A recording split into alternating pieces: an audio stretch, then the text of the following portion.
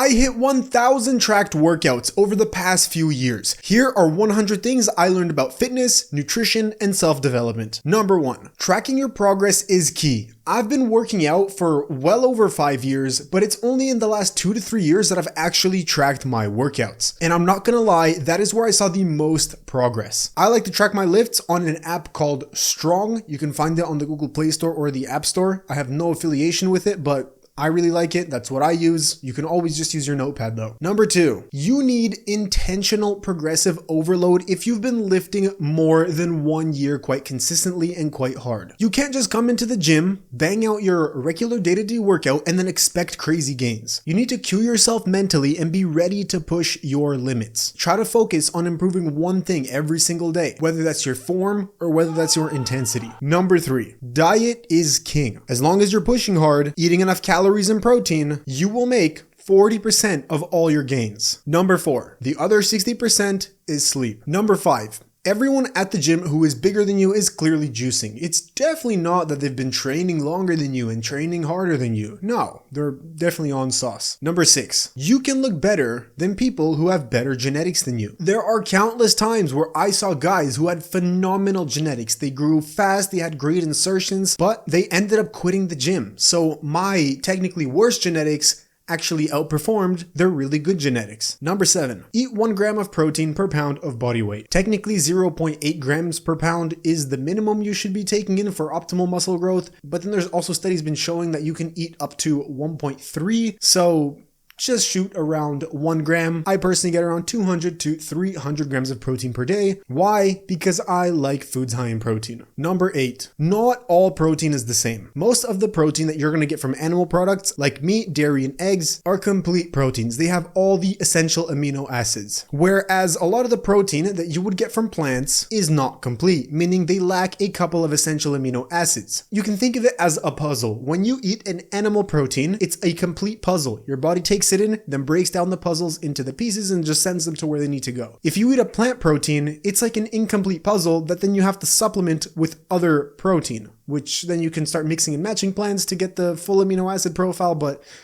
man, it's so difficult that it's just easier to eat animal products. So keep this in mind. Almost every single plant protein is incomplete except for soy. Number 9, speaking of soy lowers testosterone. Okay, well, it's not clearly technically proven, but there is some evidence that suggests soy has estrogenic compounds. You can eat your soy, maybe you'll be fine, you'll probably be fine, but even if there's a 1% chance that soy is gonna kill my test, I'd rather not take the 1% chance. Number 10, getting a workout partner that has similar strength to you can be an amazing way to motivate yourself to go exercise. So get yourself a partner. Number 11. Personally though, as a counter argument, on the flip side, I like working out alone. I know that the people who usually say this are just loners who have absolutely no friends and socially anxious people, but on the real, I just tend to find that my workouts go better when I don't have anyone to talk to and I don't get distracted. Sure, if I work out with somebody, I can push harder, but then my workouts are gonna take 3 hours instead of 1 hour. I love chatting with people, so if I go work out with other people, it's gonna be a horrible waste of time. Number 12, speaking of distraction, checking your phone and scrolling during your workout will kill your gains. For me, if I scroll, it tends to feel as if I just lost the flow state that I was in. It feels like I lose the drive, I lose the focus, my adrenaline levels plummet, I get this weird sense of brain fog, and I physically cool down. My body will lower its temperature, which then makes it harder to get back into the lift. Number 13, it's not only scrolling that kills your gains, but I've found that using your phone in general for anything that's not tracking your lifts or switching music is going to kill your gains. It's gonna give that same effect. If you have to take a call in the middle of your workout, once again, you're losing that focus 100%. Number 14, if you eat a bunch of junk food the day before working out, you are going to have a humongous pump and you're going to look amazing as long as you're in that 3 to 15% body fat range. This is a very particular thing that I've learned. Hey, this video is just 100 things that I randomly picked up along the way, so take it or leave it. Number 15, it actually doesn't matter that much whether you train fasted or whether you have food in your stomach. Just pick one that you like and train that. that way. Number 16, training fasted has no metabolic benefits over training with a meal in your stomach. Training fasted will not burn fat as long as you're not using certain compounds like yohimbine. But yeah, personally, I like to train with very minimal food. It makes me feel lighter, feels like I can push harder. Anything more than like 500 calories before working out, like an hour prior, I feel bloated and it feels as if I want to vomit. Number 17, eating 3 to 4 meals a day every 4 hours will give you 99% of the muscle growth that you need from food. Number 18, as a former fatty,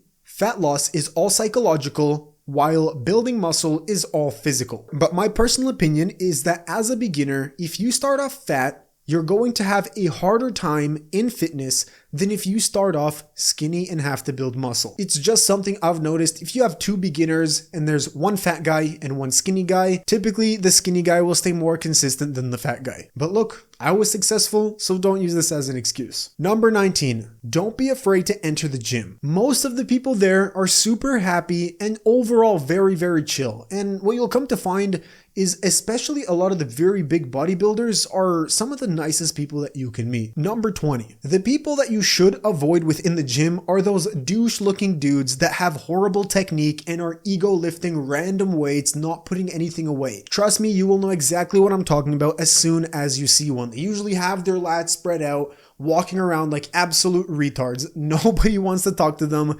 They are super aggressive. Those people nobody likes. But don't be afraid of them, because if they do start a fight with you, there's probably someone that wants to start a fight with them, so they'll come and save you. Don't be afraid. Number 21, nutrition starts with small steps. For example, if you drink regular soda, change it out for diet soda. This one change is huge. If you drink 2 cans of soda per day and you switch it out for diet soda, you're going to be losing a pound per week without really doing anything. Number 22, diet soda does not cause cancer. Now, is it better than drinking water? Of course not. In an ideal world, we would all be drinking water. But it's actually been shown that for people who are trying to lose weight, if they are given diet soda versus water, the people who drank diet soda more often actually lost more weight and kept it off. I'm pretty sure it's just because those people were allowed to indulge in their sweet tooth craving without actually reaching for sweets. So keep that in mind. Sometimes, the healthier alternative is not the healthiest in the long run. Personally, I will always be a fan of sugar-free drinks. It keeps me away from junk food, and if I drink 1 or 2 sugar-free drinks a couple times a week, maybe once a day, it's not gonna kill me. Number 23, stop drinking coffee with milk and sugar. This is how I began my weight loss journey. I simply cut out the sugar in my coffee and then later cut out the milk from my coffee, and I've been drinking black coffee ever since. If you're a man and you drink coffee with sugar or milk, I've got news for you, and you can easily cut out 200 to 300 calories per day that will easily put you in a deficit. Number 24, no one diet is best for weight loss. You do the diet that serves you best for the goal that you're trying to achieve. If I am trying to cut down, my diet is going to be very different from the diet that I'm going to be using if I'm trying to bulk up and build a lot of muscle. Now, if I'm trying to optimize for my work performance and my brain sharpness, my cognitive health, my overall focus, I'm going to follow something closer to keto or carnivore. If I'm trying to min-max my health, it's probably not going to be as many carbs as if I'm trying to make the most amount of muscle. A lot of these things don't correlate. So don't think that you're gonna find one diet that's gonna fix all of your life's problems. It's an ever-changing evolution, and you should more or less use diets like tools on your tool belt. Number 25. This is a golden tip, and every 25 tips from now on, I'm gonna give you a real game changer that I've learned over the years. If you have trouble gaining or losing weight, try tracking calories. Now, this doesn't work for all people, but if it works for you and you can stick to it, this is the nuclear bomb of nutrition. If you can track your calories, you will reach every nutrition goal that you can think of. If you've ever been plateaued, whether that's weight loss or muscle growth, adding calorie tracking to your plan, it's literally like noob gains or steroids all over again. And as a personal anecdote, when I was on my biggest weight loss journey, when I just got into fitness and I went from really fat to very, very shredded, I plateaued for a very long time up until I started tracking my calories, and then I got insanely diced. I got super, super shredded, and I've been tracking calories since. Now, the cool part about tracking is it kind of solves 99% of all of your diet problems as long as you stick stick to tracking. See, if you're tracking, you can't really eat out as often, which is then gonna force you to make your own food, maybe even meal prep, learn how to cook. So it ends up solving almost every single nutritional problem as a byproduct. Number 26. Micronutrients are just as, if not more important than macronutrients. Focus on eating micronutrient dense food. And now a lot of us have been programmed to think that micronutrient dense food is a lot of vegetables and a lot of fruits, but no, it's a lot of animal-based products like red meat and eggs. Now for sure, add vegetables into your diet, add fruit into your diet. I literally had like 3 apples right before recording. Am I brain foggy as hell? Yeah, probably, but at least I got some vitamins in. Number 27. Eggs do not raise your cholesterol. This is a proven fact that dietary cholesterol does not raise your blood cholesterol. Search it up. It's been disproven. Literally type it into Google right now if you don't believe me. Number 28. Alcohol is horrible for your gains in every single way that you can imagine. It is literally a class 1 carcinogen. It reduces how much muscle you can build. It makes you store a bunch of fat, and it's also horrible for your sleep. Number 29. If you enjoy recreational substances, I'll put it that way, consider using things that are less harmful. It's kind of crazy how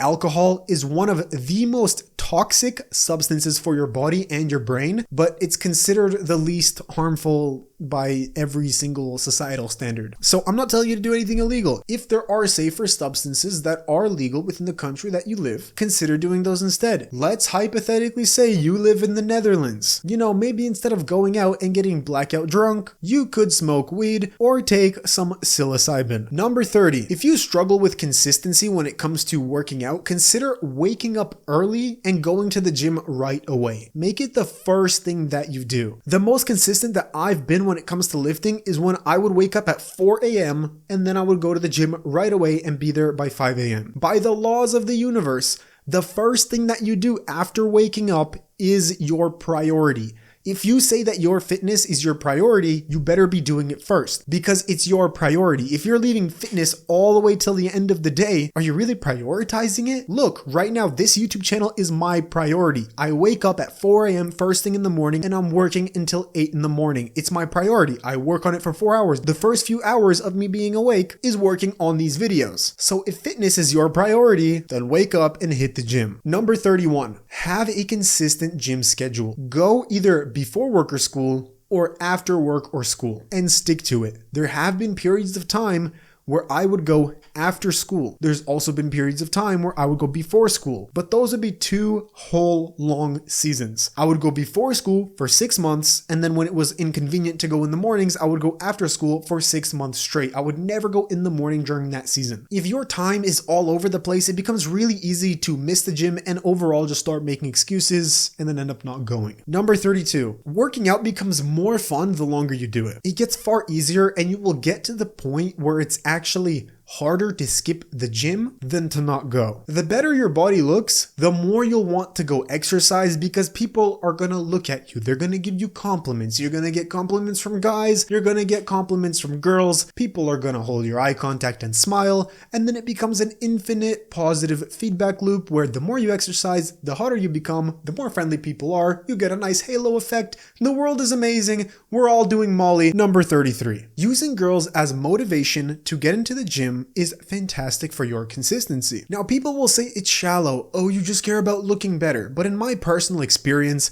why would you not use the most powerful animalistic drive that you have in your body and channel it towards positive goals? There is something called sexual transmutation, where you use that urge, you used that repressed sexual energy to channel it into work, into business, into your physique. It's a very powerful motivator that will get you very far in life. I mean, think about it. Have you ever heard of the geniuses around the world saying that, oh, somebody was their muse? The whole idea of a muse is men transmutating their sexual energy into something real, into something physical. It's very powerful. Use it. Number 34. Working out will improve your work and cognitive capacity until it won't. For those first 2 years where you're working out, where you're going from fat to skinny or from an absolute stickman to somebody with a normal physique, your mind will get sharper. You will feel better and better. You will have more energy throughout the day. You're going to feel fantastic. But the more advanced you become in your training, the harder you train, if you're having to eat meals all around the clock, you'll come to realize that to push even further in your fitness journey, it's going to require some sacrifice from your work and your cognitive power. It will drain your brain energy. Now notice that all of the people who say, oh, working out gives me energy for the rest of the day, most of those people are beginners who don't train that hard,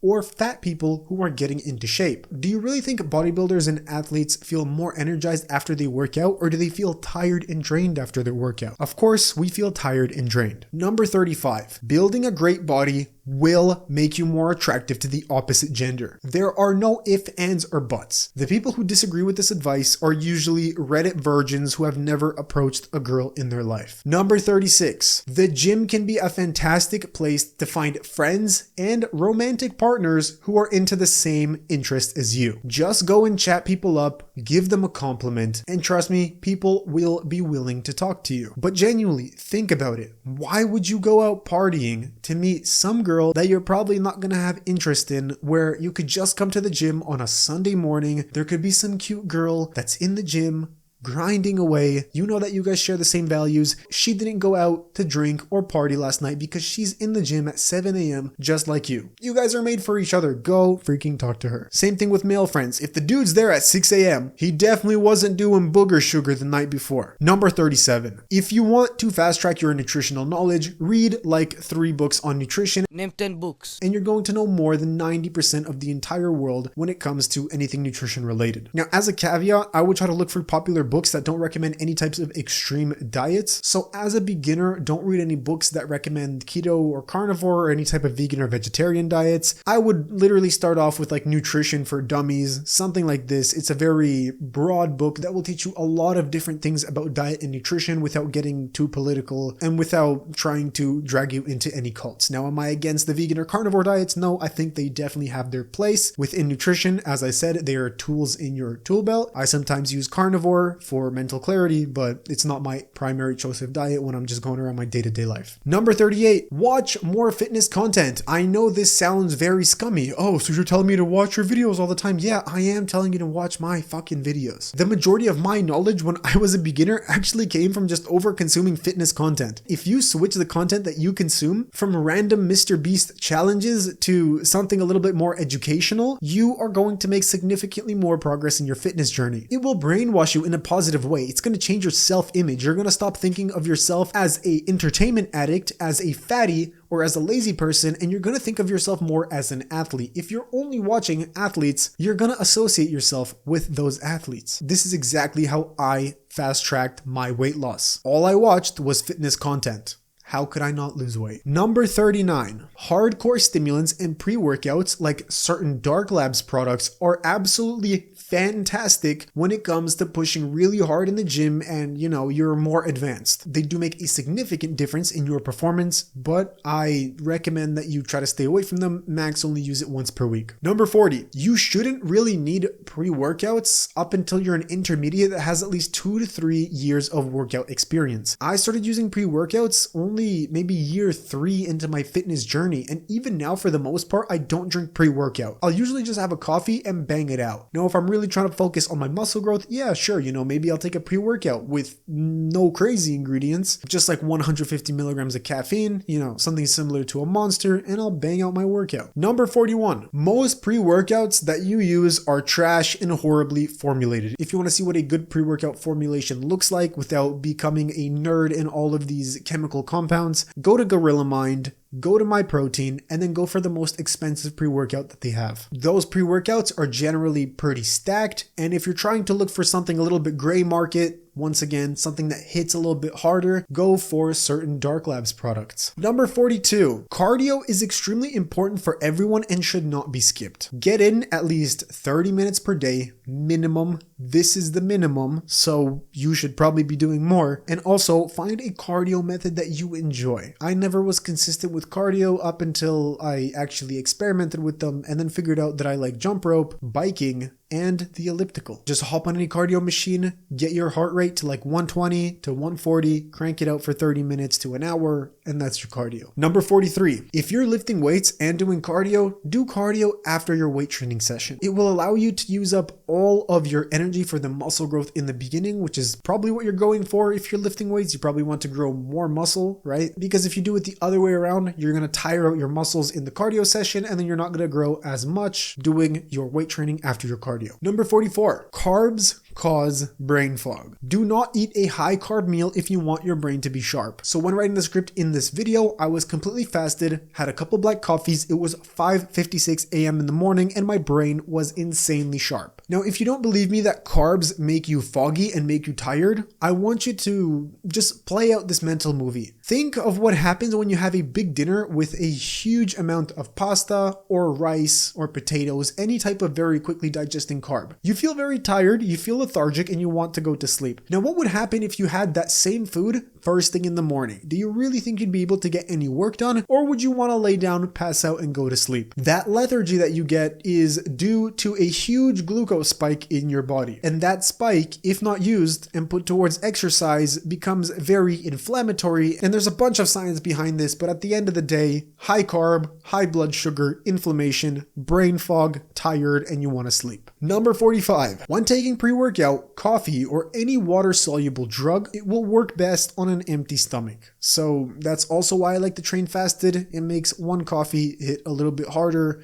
than if I ate food with it. Number 46. When doing bench press, learn how to arch. Retract your shoulder blades and stabilize your glutes. There should be a little arc. It shouldn't be as crazy as those like stupid powerlifting videos that you see on Instagram. You don't have to arch like 90 degrees and crack your back. But if you do a little bit of an arch, you're going to have more stabilization. I recommend you watch some other YouTube videos on this, because if you learn this, you can easily add like 30 extra pounds onto your bench press within a couple of weeks. Number 47. Weight loss is meant to plateau. If you got down to 160 pounds from 180 pounds, eating 2,500 calories, well, you're a smaller human now. So of course your weight loss is going to plateau. Your metabolism is slower, and there's nothing bad about having a slower metabolism. You are literally just a smaller, you're a smaller physical object. You're gonna require less energy to sustain yourself. A lot of these diet propagandists will tell you, you should not have a slow metabolism after you diet down, you're gonna crash your metabolism.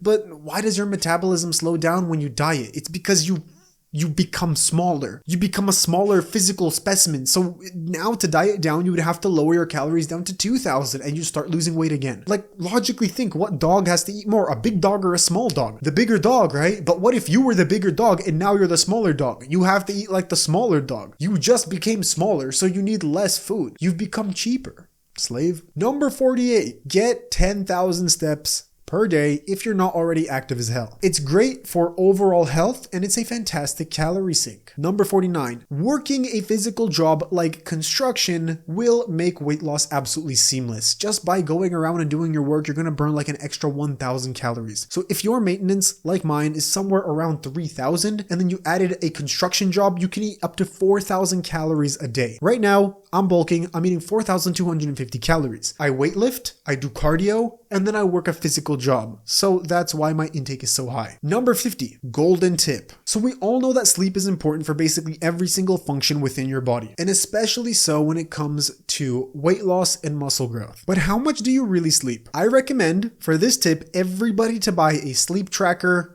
and see how they actually score. Personally, I use an Oura ring. Very simple. I've been using this thing for 3 years. Once again, I'm not paid by Oura. It's just the first sleep tracker I got and I found it, quite convenient. But you can also use the Whoop bands. Any type of smartwatches also work. Apple, Samsung watches. Now, what you'll come to realize when you actually start tracking your sleep is that how doctors recommend most people should sleep 8 hours per night? Well, what they don't tell you is that 8 hours in bed does not equal 8 hours of sleep. Since most people have an 80% sleep efficiency, 8 hours in bed will be closer to 6.5 hours of total sleep, which, if done over, a couple weeks, a couple months, is absolutely not optimal, and you're absolutely leaving gains at the table from that. You'll come to learn that spending more like 10 to 11 hours in bed is what is optimal for your well-being, for your muscle growth, for your fat loss, for all of your hormones. For me, I have to spend like 10 hours in bed to actually get 8 to 8.5 hours of sleep. Now my sleep efficiency is like 95%. It's pretty freaking good. I don't overdo caffeine. My life isn't exceedingly stressful. I don't have children. I don't have a family to take care of. I eat very clean. My circadian rhythm is in check. I do a lot of good habits, but this has come through trial and error and actually tracking my sleep and seeing what works. With these sleep trackers, you'll be easily able to basically do small experiments on yourself and just identify how certain things like alcohol, like how caffeine, how sleep irregularities impact your day-to-day life and also your sleep. So invest in one. It's one of the best investments I've personally made, and I definitely do not regret it. If you're enjoying this video so far, subscribe to the channel. My goal is to reach 100,000 subscribers by 2027, and only you can make that possible. Number 51, get into a sleep rhythm. Go to sleep and wake up at the same time, whether that's during weekdays and especially during weekends. You know that feeling when you wake up on a Sunday morning and you've gotten enough sleep, you feel well rested, and it actually becomes hard to sleep any longer. You just want to get out of bed. Imagine if you felt like that every single day. Well, you actually can if you put yourself into a proper sleep rhythm. So Monday through Sunday, go to bed and wake up at the same time. Number 52. If you spend more than 90 minutes in the gym lifting weights, you are wasting your time and you're more likely than not just doing junk volume. Number 53. Train as close to failure as you can, or even to failure every single time. What I've realized is that most people don't really know what real failure looks like. Like, you can go to failure, but then if I put a gun to your head, you would probably do 5 extra reps. I'm pretty advanced in lifting, but I know that if somebody threatened to kill my family, I could probably squeeze out 1 or 2. So even my failure isn't true failure. So to get over this mental hurdle, just go to failure every time, because you're probably not going to real failure. Number 54, stop switching your workout plan every 2 weeks. I've personally done my own modified version of push-pull legs for the past 5 years, and it's been fantastic. You can switch exercises, you can add little things here or there.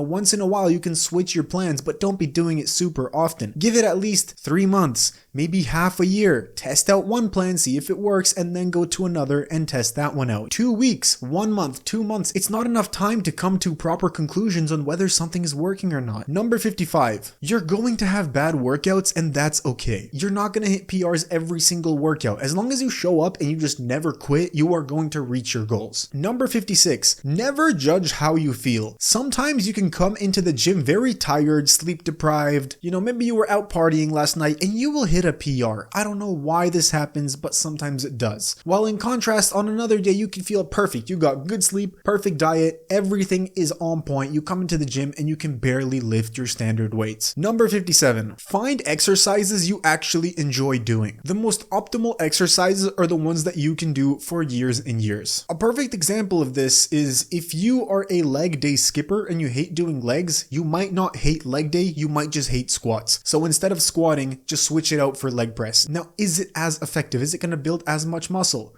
Who knows, maybe you'll build a little bit less. But in the long run, consistency is more important than the most optimal muscle activation. Number 58, don't take anything that people who aren't in shape say seriously. They'll say you're obsessed with fitness or you have an eating disorder, but why would you take financial advice from broke people? Number 59, you will be faced with rage bait from your friends and family constantly. They will go on and on talking about how, oh, you mowed the lawn today, so I guess that's your workout for the day. You don't have to go to the gym. Or I made you a pie and it's very high in protein. Go have a slice. I put 1 egg in the entire pot. My personal piece of advice, I don't know, go take up meditation or something. It'll drastically help you. Number 60, if you get bored or you stop enjoying an exercise and it's been a few months of you doing it, just switch it. As the previous example, instead of only doing squats on your leg days, maybe every 3 to 6 months, cycle hack squats, cycle leg presses. Not only is switching your exercises once every couple months actually beneficial for growth, but it also makes it more fun to work out. Number 61, meal Meal prep as much as you can. It's going to both help you with bulking and cutting. Having to think about what you're gonna eat is the start of every cheat meal and the end of every person bulking who, after 3 months, lost weight. Number 62, you don't need to hire a trainer, but they could definitely help you fast track your progress. If I personally were to hire someone, I would hire them for 10 sessions and then say that up front. I'm only working with you for 10 sessions. Give me everything you know, and that's that. It may sound rude, but at the end of the day, you need to be self-sufficient. And a lot of trainers, unless explicitly given this prompt, will try to keep you as a client for life, which the meta there is to keep you fat and not making that many gains. Number 63, if you want to get bigger, if you want to build more muscle, stop training like a power lifter. For the first few years of training, I strictly did mostly compound lifts, a tiny little bit of isolations, and I would train for strength within that like 3 to 8 rep range. Well, technically training for strength is, 1 to 5, but that's besides the point. But yeah, I did zero isolation work, and sure, since I was a newbie, I still made gains quite quickly, but I also hit a wall very fast. Don't be afraid to make isolations more common within your workouts to add more volume and also work outside of that standard rep range. Go up to 30 reps. Anything from 1 rep to 30 reps is fine. Some exercises I like to max out at 12 reps, while other exercises I like to max out at like 24. Number 64. Every year that goes by, your physique becomes 1 year less impressive. Number 65. Every year that goes by after the age of 30, your physique becomes 1 year more impressive. Number 66. Cranking your hog before the gym does not decrease your testosterone levels, although it will spike prolactin, which in turn decreases your dopamine, and then it may make you less motivated to push hard and actually go to the gym. I honestly think overall everybody should minimize the amount that they stroke, but if you insist on doing it and if you insist that it doesn't damage you in any way, just do it before you sleep, get your whole productive day finished, and then do it right before going to bed. Number 67. Please, for the love of God, if you stink, take a shower before the gym. Put on deodorant, use some cologne. Change your clothes often, and also when you get home from the gym, take your clothes out of the gym bag and leave them somewhere to air dry if you're not going to change your shirts tomorrow. Because if you leave a sweaty piece of clothing within your gym bag, it's going to rot and you're going to smell like grapefruit the next morning. This one drives me crazy because I'm a pretty sweaty person. I'm quite stinky, but I go out of my way to make sure that doesn't bother other people. But on the flip side, I see some people come into the gym and I can literally smell them maybe 40 meters away when they enter the facility. Like this morning, some dude pulled up. I was on the other side of the gym and I could smell him and I knew that he came to the gym. Number 68. Invest in good earphones or headphones. It makes lifting and in general any exercise far more rewarding, it's far more fun, and it becomes much easier to push harder. Number 69. Now in honor of number 69, as I previously mentioned, stroking is bad for performance, but it's not only just stroking. Any type of sexual activity that leads to climax is going to have the exact same impact on your dopamine levels. So consider pushing all of this to after the gym instead of before. Number 70. When tracking your lifts, if you're going to use an app like the Strong app or your notebook, make sure you keep your form as consistent as possible, because you can easily progress in weight or in reps if you're going to cheat the weight, but at the end of the day, you're not actually making any progress. Adding a huge swing into your bicep curls to get, 3 extra reps doesn't mean you actually grew any muscle. Number 71. A lot of people who give out weight loss advice will recommend that the first thing you do is you cut out fats from your diet, as they're the highest in calories and the least satiating. While that is true, I do want you to be careful, because if you are natural and you are not injecting steroids into your ass, cutting your fats anywhere below 70 grams per day is going to lead to hormonal issues. You will crush your testosterone levels. You need fats to produce test. So eat your eggs and eat your beef. 72. It's better to hit the gym 3 times a week, eat well, and sleep well than to go to the gym every day and have horrible sleep and a horrible diet. Now, this is not an excuse to be lazy or to sleep in, but just consider this before you go on that hardcore I'll sleep when I'm dead mentality. 73. Supplement creatine. It's the most studied sports supplement and it basically has no negatives. It's amazing for muscle growth and also now it's been shown to help cognitive performance. And now, as a fun side note, it's also recently been discovered that women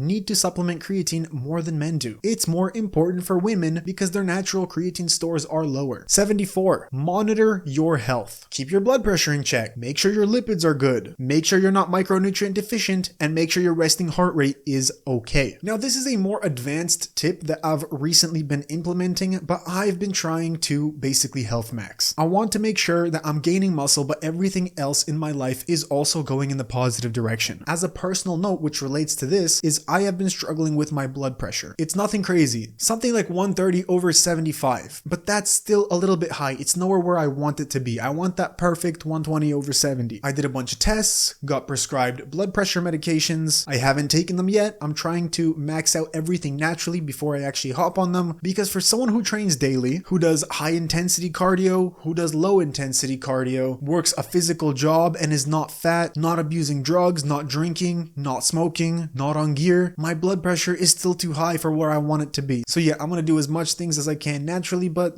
sometimes life is like this. Sometimes we just have certain genetic predispositions. So remember, it's always good to keep them in check. Number 75, golden tip. And so here I am quoting Alex Hormozi. The sooner you accept that it's going to take longer than you want, the sooner it happens faster than you expect. You need to be in it for the long game. If you want fast results, frankly, you're going to be achieving nothing. My biggest results within weight loss when I first started my fitness journey actually came at a time where I realized that I'm gonna have to change my entire lifestyle, and this is gonna be something that I'm gonna have to dedicate my entire life to. It's going to take years and years, but as soon as I accepted this, the results came much faster than I expected. Because look, the time is going to pass anyways, and the only thing that you're gonna be left with is whether you did the good habits or you didn't. Everything really boils down to habits and full-on lifestyle changes, not some quick hacks. So just keep this in mind. Like, really think about it. Who would get better grades in school? The guy who watches the quick hacks on how to get good grades, or that one kid that just puts his head down and studies for like 6 hours? Who makes more money? The one guy who keeps watching the videos on the top 10 passive income fucking strategies to make money fast, or the guy that works on his business for 5 years without changing his mind? The same thing applies to fitness. Number 76, maintaining muscle is far easier than building muscle. If it took you 6 workouts a week for multiple years to build your physique, you can actually maintain it on a third of that effort. You can literally go to the gym 1 to 2 times a week and you're going to maintain all of your size. And generally this applies to everything in life. Maintenance is much easier than growth. Number 77, once you are no longer a beginner in the gym, once you've lifted for 1 to 2 years quite consistently, you're going to have to accept the fact that lifting needs to be painful for it to result in any type of significant growth. If you are not making stupid faces when you're lifting, you are likely not training hard enough. Number 78, muscle growth slows down over time if you're a natural athlete, and that's totally okay. You're not supposed to grow as fast as you did in the beginning. And honestly, what I find is that it's a lot of intermediates who start program hopping once their gains start to slow down. For most people, you don't have to change your program. You just need to put your head down and train harder and longer. But the way that I like to think about it is like, sure, I'm gonna gain 3 to 4 pounds of muscle every single year, but why would I be upset by this? If I just train like this for 10 years, I'm gonna put on like 10 plus pounds of muscle, which is going to make my body look significantly different. Number 79. 79! Most people who are trying to lose weight should actually not start with cardio and rather start with some form of strength training. I know it's counterintuitive, but what I've found is that people who start off by lifting weights will actually become more consistent in exercise, and then once they build some muscle, they will naturally be, just intrinsically motivated to do the cardio. A lot of people who are just skinny and start doing cardio kind of subconsciously realize that they're just going to be skinny fat once they lose all of that weight. Number 80, take rest days and recover. Take 1 day out of the week to just chill out. Don't do any heavy lifting,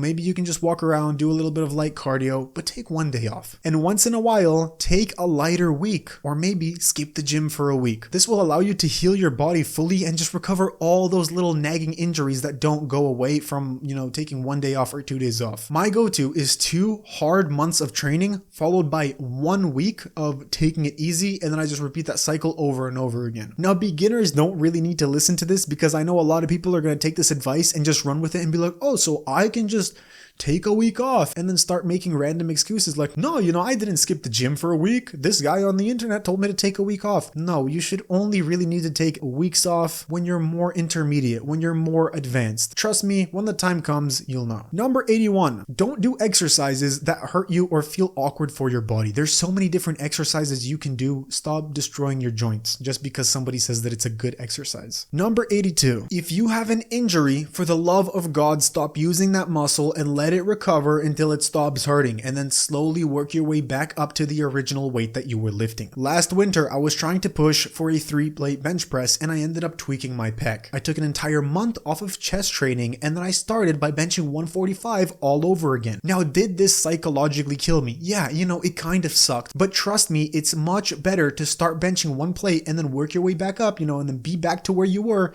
within 6 months instead of pushing through it. I'm not a bitch, I'm gonna push through the pain, and then you rip your whole fucking chest off. You will hear stories of this happening non-stop. If you feel that you've tweaked something and something becomes painful, let the thing heal, because you can make it even worse and then turn a small problem into a lifelong injury. Number 83, don't fall into the trap of functional training. Strength training is very much functional and is going to build a much more stable body than doing functional workouts. Now, is a mix of both good? In an ideal world, yes, we would be doing a little bit of strength training, a little bit of bodybuilding, and then also a little bit of functional training. But in my opinion, you get more benefits by just doing strength training and then just playing a functional sport on the side. Number 84, ladies, your favorite fitness influencer who does 20-minute home booty workouts did not build her fat, juicy ass doing those workouts. She got under a barbell, she did hard and heavy barbell squats, she did hamstring curls, and she did hip thrusts. 85. There is no such thing as doing higher reps for toning muscle. All muscle growth is muscle growth, and the only way to tone your muscle is to lose body fat. Doing higher reps will build just as much muscle as doing the lower reps. Number 86. You are never going to get accidentally too big and look like a bodybuilder. Get your ass in the gym, start training harder, and stop making excuses. Number 87. As the professor taught all of us, you will never be bigger than your pump. Number 88. Now, speaking of, if you want a nutty pump,